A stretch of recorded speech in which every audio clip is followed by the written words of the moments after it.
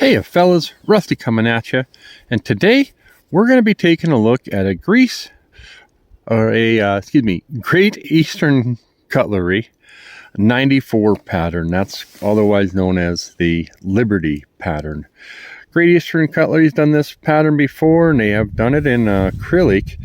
One of the more ones I've seen is sort of a stars and stripes, and on the back side I think it says "We are the people." But this one's in tomato acrylic, and ooh, I'm gonna get some sun. And boy, the base color is actually tomato. To me, this is very similar to a Acrylic. We'll get to that in a second. And what they've done to this is added some yellows, which makes a great streak of orange right in through here, or even yellow. And here's these little spots. And one thing with acrylic, as the light hits it differently, you're going to get different looks to it. Almost a Bengal tiger here. So one of the reasons now, where are we at? We're in April of 2025, and GEC just released 3 of these. One is in cocoa bolo wood. One is the Salsa cutter, which is what this is called. And both of those, I believe, have a machine ground, what you might call an as ground blade.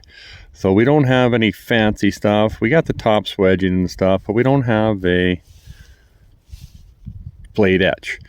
And the other one is in a black plum jigged, so very dark purple, and it's their Northfield release, and so it says Northfield on there. So it's 1095 carbon steel, and like true to form with GEC, excellent fit and finish. And here's our Tidioute Cutlery Titusville, and 94 125. 94 is a pattern, and 1 must be a clip blade.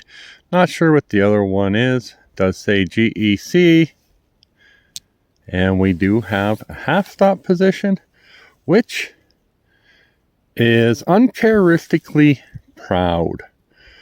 What do I mean?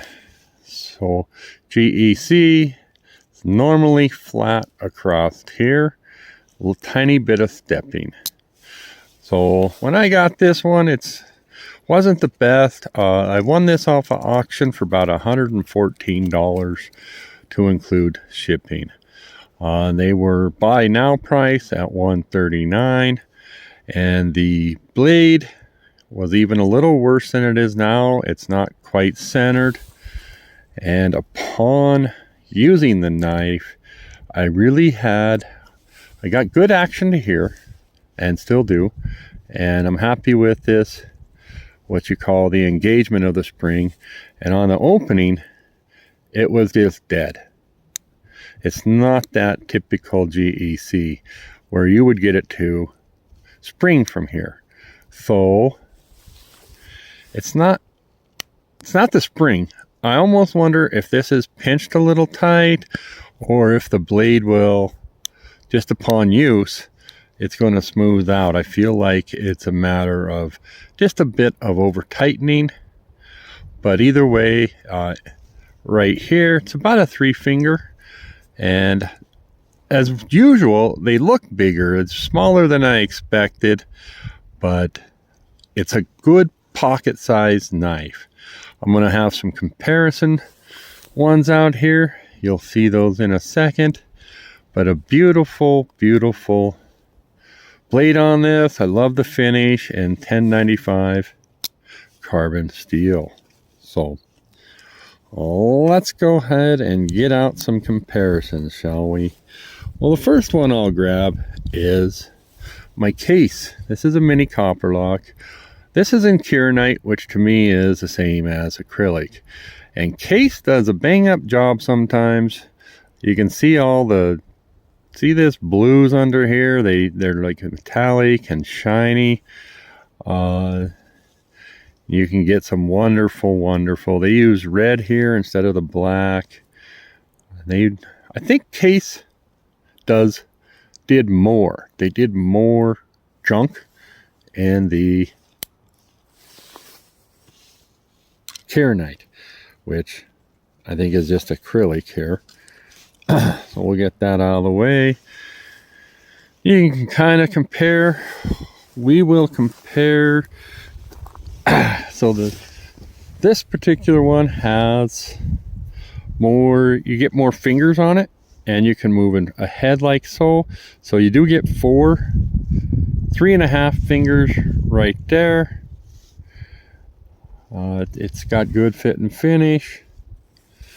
We'll compare the blades. My issue with a Case mini copperhead, they don't have a point. They just aren't very, not a lot of draw cut kind of a deal. GEC does have them on the fit and finish, which is to be expected. Case produces many of these. Normally GEC does a numbers count, and what I've seen things like 9 to 400. You know, if they get into the hundreds of them, there's quite a few. So normally you maybe have when you buy one, you're buying one of 50, one of 200, one of 400. They don't number them, but they are still pretty limited, and they have a lot more handwork in them. It's basically very traditional style. A lot of care in that process. Here we have a Rosecraft, and Rosecraft is Chinese, but a lot of people love the quality. We're not going to have brass liners on this, but we do have excellent fit and finish, and nice strong spring. And one thing that gets me, it's butter smooth in the half stop position. So where this other one we're lacking, my GEC, and damn near dead down the center. We also have, why don't we pull this one open? This is D2 blade, which in one regard is has a higher edge retention than your 1095. It's a semi-stainless steel. So we're looking at these blade swedges, just the blade finishes. I do prefer both these finishes compared to the mirror polish on the Case. So very sexy blades on both of them. I should mention this acrylic does give you some grip. Maybe you can hear my fingers as you rub on there. Maybe sound a little bit like a grasshopper. This is still slick. This I don't think is mine. I didn't maybe get a good one. The wood is too, I don't know what the word, small. Not fit there. Do like the end here, the RCP. And it has nice action. Although I can tell you the GEC is just a pleasure. It's just a pleasure to open.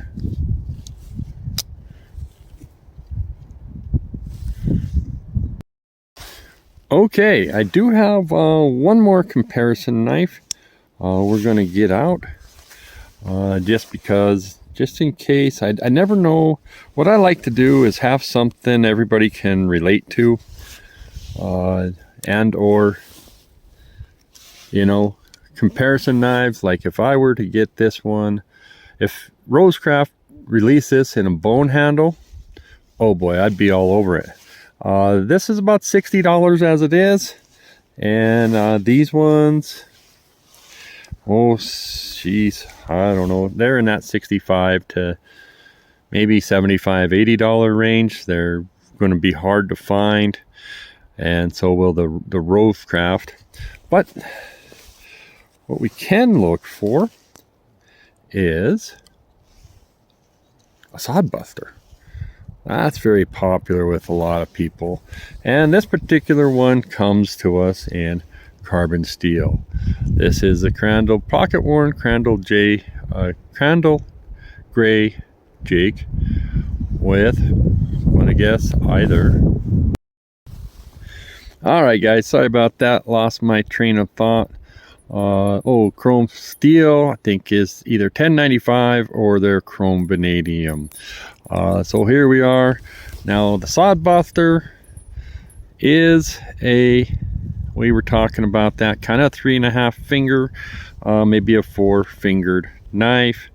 Does not have a half stop and has a bull nose, kind of a tip up here. Not my favorite. Tons of belly. So you got, but when you're up here, I don't know if you can see this.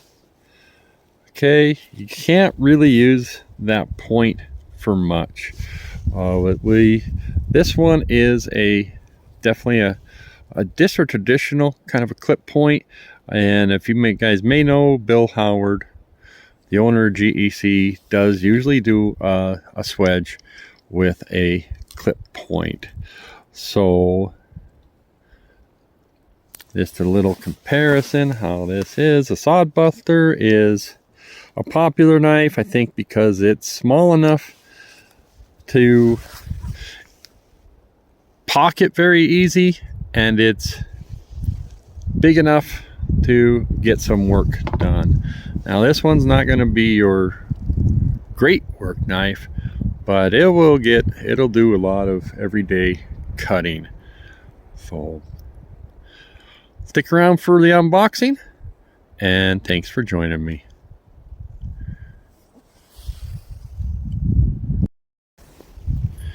Hey guys, this is the unboxing, and if you know, maybe you don't, Great Eastern Cutlery comes in a tube.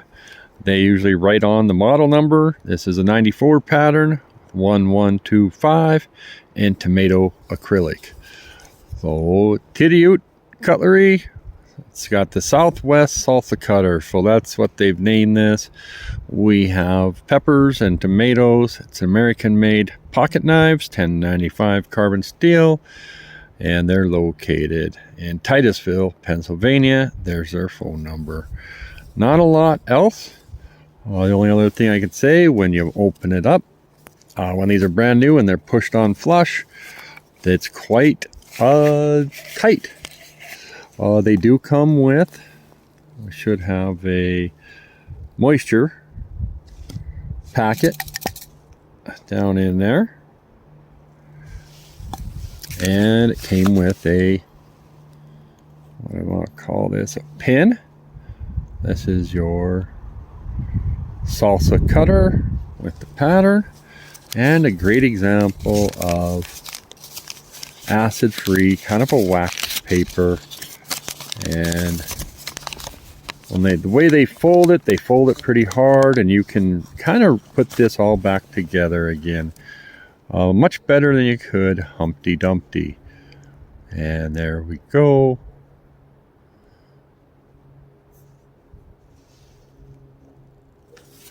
Okay guys, thanks for joining me.